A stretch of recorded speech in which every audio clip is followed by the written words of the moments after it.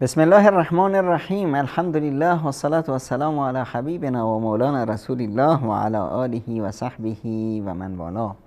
سلام و درود بر شما خوبان، بر شما حاجیانی که به حج رفتید، حاجیانی که قبلا حاجی شدید، حاجیانی که در دلتون حاجی هستید و انشالله خداوند همتون رو نصیب کنه که حج برید، عمره برید، بارها و بارها برید، به خانه خدا بارها و بارها مشرف بشید. عزیزان، شعار حج خیلی مهم هست. شعار حج رو با خودمون داشته باشیم: لبیک اللهم لبیک. لبیک یعنی چی؟ لبیک که میگی من؟ کسی من رو صدا میزنه، مامانم صدا میزنه، میگم لبیک، بله اومدم، چشم قربان.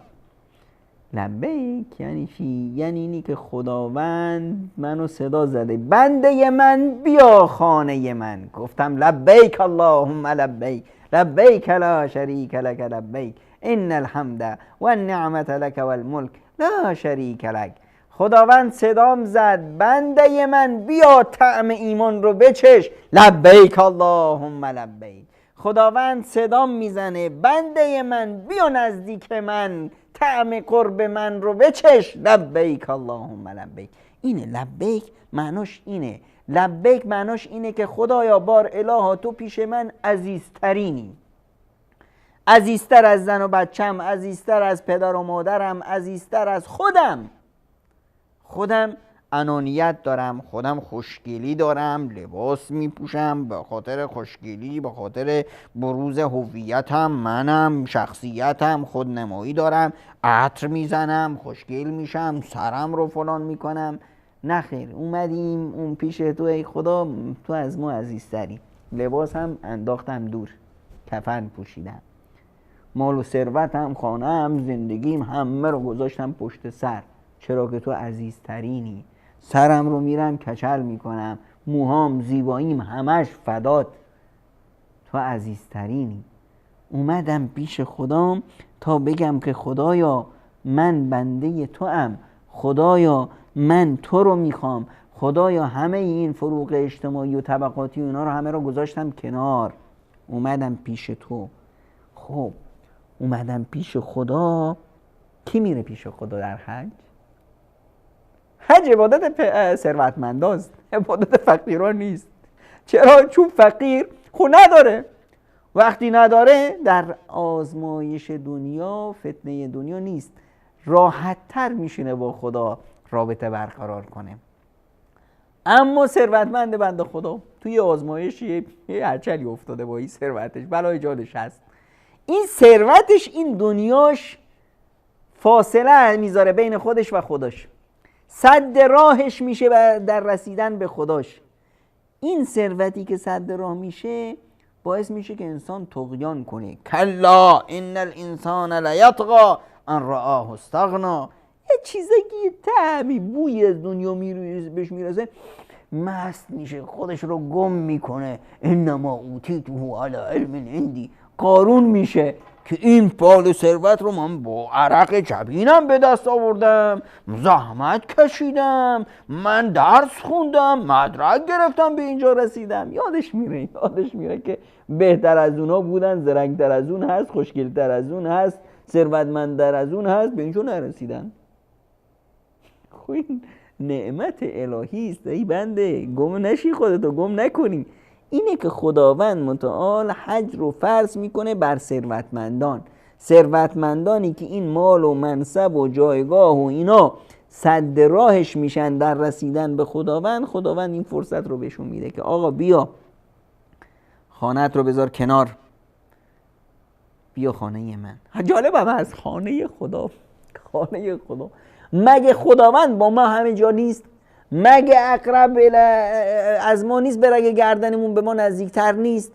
مگه این نیست که هو معکم اینما کنتم؟ خداوند با شما هر جا که هستید. خداوند از اخبار ما خبر داره، ما رو میبینه، سمیعا بصیرا هست، همه جا هست، ما رو هست، هیچ کوچیک و بزرگی از ما نمیگذره مگر اینکه خداوند اون رو میدونه.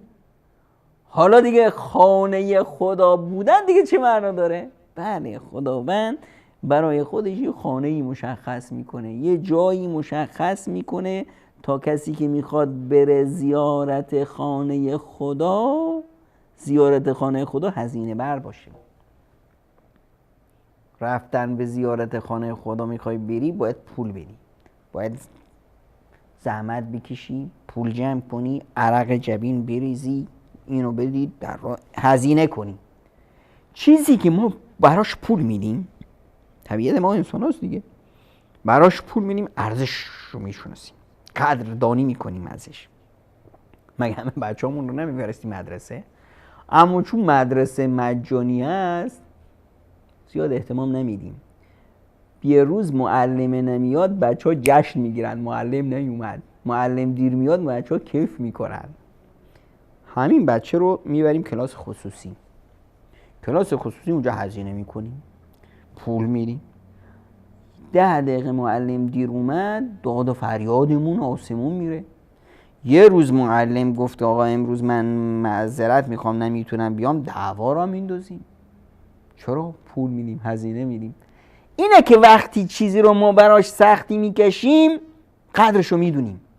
اون وقت خداوند متعال حکمتش بود که یه خانه‌ای برای خودش مشخص کنه، یه سمبولیک که من برای رسیدن به اینجا باید هزینه کنم و هزینه میکنم. جالب اینجاست خداوند متعال این خلقت رو خداوند خلق کرده. مگه نمیشد این حج رو بذاره توی جای خوش آب و هوا، جنگلا باشه، دریاچه هم اونجا باشه، چند تا کوه اووراست اونجا باشه که بالاش برف باشه، البرز هم باشه اونجا، زیبایی طبیعت باشه، نمیدونم ساحل دریا باشه که اونجا بریم هم کیف کنیم هم عبادت کنیم هم حجمون رو نه خیر، خدا من این کارو نکرد. هر خانه که برای خودش انتخاب کرد این رمزو کجا گذاشت؟ وادین غیر ذی زرع، در یک سرزمین خشک بی آب و علف، در یک صحرای برهوت. که چرا؟ تا منی که میرم خانه خدا فقط و فقط برای لذت عبادت برم، دیگه هیچ لذتی اونجا، لذت‌های حسی مد نظر من نباشه. برای نمیدونم گردشگری نرم، برای خوشگذرانی نرم، اونجا سختی باشه، گرمی باشه، اون جمعیت بزرگ جمع باشه، نفس کشیدن سخت باشه. اینه که دیگه اونجا همه چیز متفرقا لله بشم، فقط و فقط برای خدا. ببین حاجی که میره فقط برای خدا میره، همه چیزشو میندازه دور.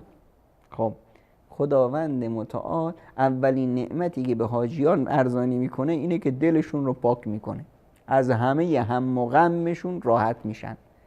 حاجی‌ها رو ببینید چقدر راحتن، این خیالشون نیست تو دنیا چی میگذره چی شد. همین حاجیه ها قبل از این که بیاد تو شهر خودش اوف اوف اوف اوف چه مشکلاتی داشت.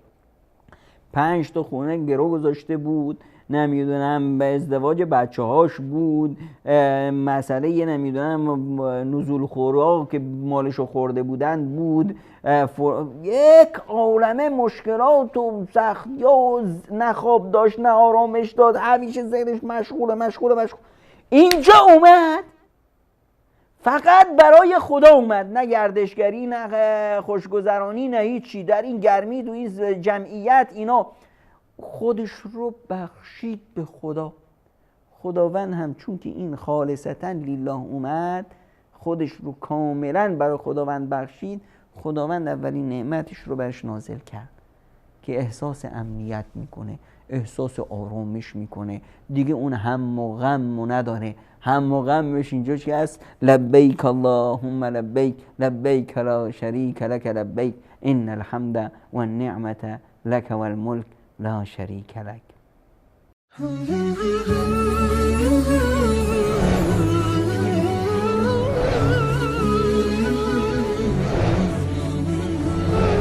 مثال حق، ندای حقیقت.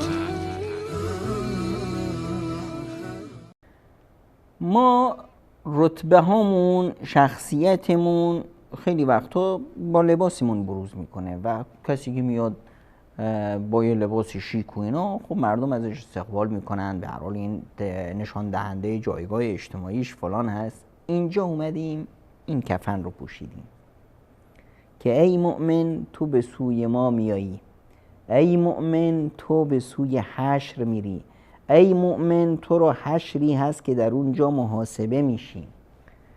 این مفاهیم ما رو آورد به حج. ما اینجا اومدیم که چیکار کنیم؟ الان ما چیکار میکنیم؟ ما میایم که این مفاهیم حج رو یاد بگیریم تا از حجمون لذت ببریم، تا از تماشای حاجیان لذت ببریم، تا بدونیم که شیوه زندگیمون رو چطور برنامه ریزی کنیم بر مبنای درسهایی که از مدرسه حج میگیریم، حالا چه ما به حج بریم یا نریم.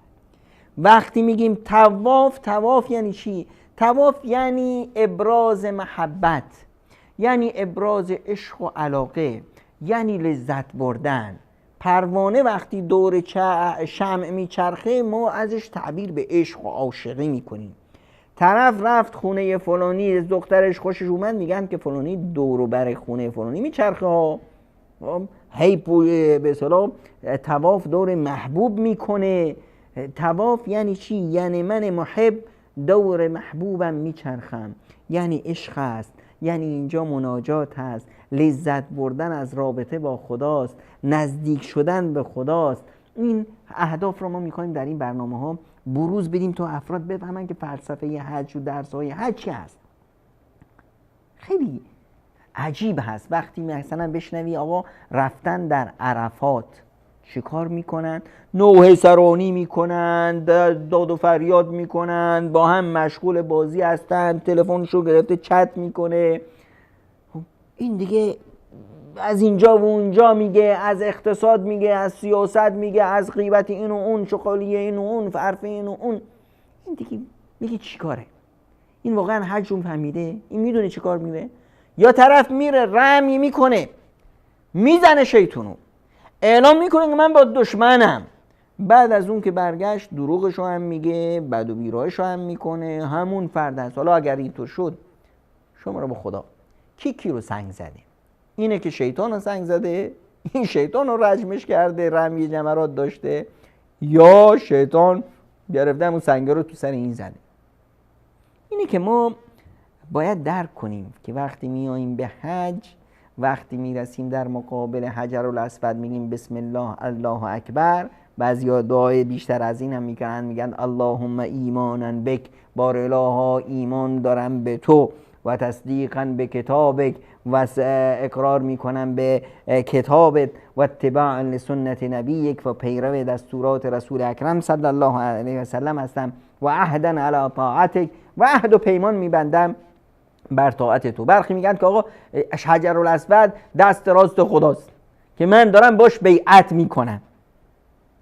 این مفاهیم یه مفاهیمی هست که باید در ذهن ما باشه که من اومدم اینجا برای تجدید بیعت، من اومدم اینجا تا به خدام بگم که من این مسیر رو انتخاب کردم، من دشمنم رو شناختم. ان الشیطان لکم عدو فاتخذوه عدوا. بار اله شما که فرمودید که شیطان دشمن ماست و من اون رو دشمن بگیرم، چشم، من دشمن گرفتم و میدونم که اون حزبش رو میگیره میبره به جهنم، من از گروه اون نیستم. ما باید بدونیم که چرا میریم حج. این فلسفه عبادات خیلی مهم است که دونسته بشه. شیوه ادای عبادت خوبه، باید هم دونسته بشه، بدون اون شیوه اصلا عبادت اجرا نمیشه. حالا که من دونستم که نماز چطور بخونم، بدونم که ان الصلاة تنها عن الفحشاء والمنکر، که نماز منو از فحشا و منکرم باید باز بداره. نماز یک مدرسه صیقل دهنده است، نماز یک کنترل هست، نماز یک مهار هست. وقتی میدم زکات و صدقه بدونم که این تزکیه منو میکنه، منو میسازه. وقتی روزه میگیرم بدونم که این روزه لعلکم تتقونی داره که باعث میشه که من تقوا پیشه کنم، من انسان درست بشم. حالا حج چه فلسفه ای داره؟ ببینید، اگر بس شما بگیم که آقا خلقت این آسمان ها و زمین هدف ازش چی بود؟ خلقت آسمان ها و زمین قرآن میفرمایند که الله الذی خلق سبع سماوات و من الارض مثلهن خدایی که 7 آسمون رو خلق کرد و از زمینهایی مثل همون 7 آسمون خلق کرد. یتنزل الامر بینهن، دستورات الهی و فرمانهای الهی و دستورات عملها نازل میشه. چی؟ لتعلموا ان الله علی کل شیء قدیر. همه اینها هدف از خلقت آسمان ها و زمین و کون و مکان اینه که شما بدونید ان الله علی کل شیء قدیر، خداوند بر هر چیزی قادر است. و ان الله قد احاط بكل شیء علما، و خداوند از هر چیز آگاه است. هدف از خلقت دانستن این مسائل هست. هدف از خلقت دانستن اینی که خداوند از همه چی خبر داره. اگه من دونستم خداوند از همه چیز من خبر داره، دیگه چه غم دارم، مشکلاتم حل شد. همه چیز رو خداوند میدونه. حالا وقتی میایم به حج نگاه میکنیم میبینیم که خداوند متعال میفرماید جعل الله الکعبة البیت الحرام، خداوند کعبه بیت الحرام رو قرار داد قیاما للناس، که اینجا مردم بیان که چیکار کنند، و شهر الحرام و الهدی و القلائد. ذلك لتعلموا ان الله یعلم ما فی السماوات و ما فی الارض، تا بدونید که خداوند میدونه هر چی تو آسمون ها و زمین هست. و ان الله بكل شیء علیم، و خداوند از همه چیز آگاه هست. و اعلموا ان الله شدید العقاب، بدونید که اخذ الهی، بازخواست الهی بسیار سخته. و ان الله غفور، و ان الله غفور رحیم، و این که خداوند غفور است، رحمان است، رحیم است، بخشاینده است، مهربانه. خداوند از توی بنده در میگذره. اینو هم بدون، بازخواست خدا رو هم بدون. مهمتر از این که فلسفه حجت، اومدن به حجت اینه که بدونی ذلك لتعلموا ان الله یعلم ما فی السماوات و ما فی الارض، که خداوند میدونه هر چی تو آسمون ها و زمین میگذره. اگر من بعد از حجم دونستم که خداوند از همه چی آگاهه، من حج کردم. اگر من بعد از حج دونستم که خداوندی که از همه چی آگاهه منو بخشیده، من حج کردم. از عرفات مطمئن شدم که من بخشیده شدم، من حج کردم. اگر دونستم که خداوند بر همه کارهای من آگاهه، دیگه تو زندگیم هیچ غمی ندارم. آخه خداوند همه چیزو میدونه.